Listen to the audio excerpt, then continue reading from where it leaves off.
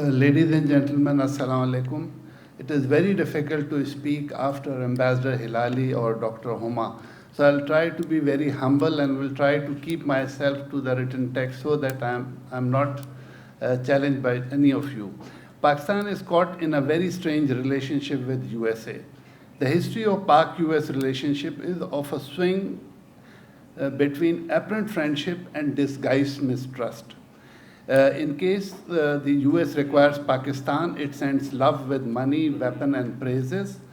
When the need ends, the gift shop abruptly closes and the sermon starts. Classical examples are from Cold War era and jihad in Afghanistan. Most recently, after 9/11, from a proliferator of nuclear technology, Pakistan became a key partner. President Musharraf was thoroughly disliked by US officials, but when 9/11 happened, President Bush declared him a visionary, leading his country towards bright uplands of freedom. Seldom has our spat of friendship produced satisfactory results from both US and Pakistan. Our interests are not convergent. The US paranoia about Islamist threat and the takeover of the world does not pose any threat to us. Secondly, at the end of Cold War, the Russian threat disappeared, giving US the status of a sole power. As the China upsurge became a reality, US started looking for ways and means to stop this new threat. That is what to its power and hegemony. The red menace is not a threat for us. India, on the other hand, shares the US paranoia on both these threats, a remarkable convergence. And we have to live with this reality for a very, very long time. Very briefly, I'll try to tell you about the US-India development of relationship. For the last over a decade, the defense cooperation has becoming the key element in India-US relationship. In June 2010, President Obama stated, India is our defining partnership in the 21st century. The US relationship with India has the potential to alter power dynamics in Asia and the world and their combined political, diplomatic, economic, and military capacity. The relationship between India and US got a very big boost following 9/11 attack on US. Since that time, the defense relationship have been on an upward trajectory, spurred by 123 agreement. The two countries are now holding a range of defense dialogue on various aspects of defense ties and transacted billions of dollars in defense deals. In 2008, the Nuclear Supplier Group agreed to grant India a unique waiver which exempted from NSG ruling governing nuclear trade, not possible without active push from the US. 2 years later, in 2010, the US-India Strategic Dialogue was launched. The dialogue emphasized on enormous opportunities to deepen their cooperation in new areas like trade, investment, science, technology, climate change, migration, and empowerment of people. We have to stop here and just realize that India is an ideal partner for US. It's a huge market, a very big middle class, and an economy that is performing. In 2014, during Prime Minister Modi's visit to United States, both countries signed a declaration on defense cooperation. US agreed to offer India sensitive technologies for defense production and development. The new task force created to oversee implementation of defense trade and technology initiative to trade and technology transfer. The problem with India was that its lethargic bureaucracy was not letting any agreement go to fulfillment. So the new task force was tasked especially to overcome Indian bureaucratic hurdles. Both agreed for cooperation in homeland security, agency-to-agency contacts, intelligence exchanges, information sharing, investigation, sharing data on terrorism, security, transportation, trade, counterfeit currency, illicit financing, and transnational crime. It's a very wide cooperation where there's a lot of space for India to encroach into our area. Since the US has clearly moved the Russians out of Indian defense market by selling new weapons. And between last 5 years, India's purchase of US weapons have increased by 15 times.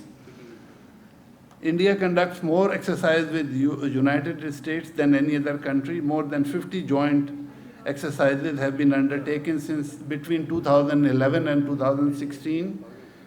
Furthermore, the size and mode of the exercise has been expanding. That now also includes Japan as permanent partner of exercise since 2015. India is also partner of US in South China Sea. It is supporting Vietnam in armed defense procurement and strategy, probably to annoy China.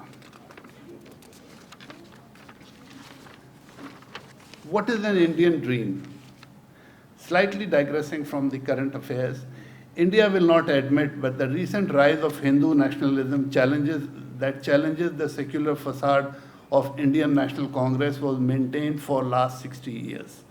Modi government is embracing US ideal with a zeal to get legitimacy and cover its horrible past practices, including genocide. Through US, it is seeking an acceptance in the EU. This will provide it a chance to expand its sphere of influence in the region and beyond. The new Mahabharat that will cover the shame of centuries of foreign rule. To achieve it, she needs peace for next 10 years. It continues to extend olive branch to China and to a smaller neighbor proxy wars or threats. The olive branch to China will last till Indian defense forces reach a higher confidence level and capability. A regional superpower that could patrol the region, providing sense of security to the US. Very briefly, what is in for Pakistan? The massive US arms supplies will definitely change the strategic balance in the region that is essential for peace in the region. The Indian defense deals will trigger an arms race that creates hurdle in the way of the regional peace. Pakistan is forced to look for compatible system from some other source to meet the threat. The 2015 defense agreement between Pakistan and Russia is a point in case. As a small country and serious economic threat, Pakistan cannot afford an arms race. Also, it cannot ignore massive buildup of conventional armament, improvement in weapon system and defense capability, and new military alliances. These developments have a profound impact on Pakistan's security. Therefore, Pakistan is forced to take note of these developments and follow a path that leads to peace in the neighborhood, and maintain a deterrence and invest in the human resources and economic development. All this will lead to a stronger Pakistan. Recently, the threat to Pakistan is from two sides. India has now moved Afghanistan in a very belligerent posture, and now our military is engaged on eastern and western front. And the proxy war is going on. Further, the CPAC is a mega project that could help Pakistan towards its path of development. Both US and Afghanistan, US are not very much comfortable with CPAC, as it will increase China's influence in this region and beyond it. Pakistan and China are trying to act in a manner to remove their apprehensions, but the cause of concern are much deep-rooted. Indian leadership is using newfound military and economic clout to malign Pakistan on every fora. This ranges from UN to international sports bodies. They are thus creating difficulties and embarrassment for Pakistan. Towards the end, I would like to agree with the two speakers who are ahead of me that we have to involve into a very open dialogue that involve all our leadership, civil and military, plus our public, to decide what type of relationship we need to have with the US. This relationship is a costly one, as I said in the beginning, and do we need it? That is the key question. So let's wait for this question in the question-answer session.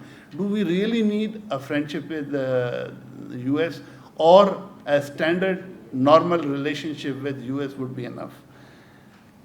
That's all that I have to say. Thank you very much.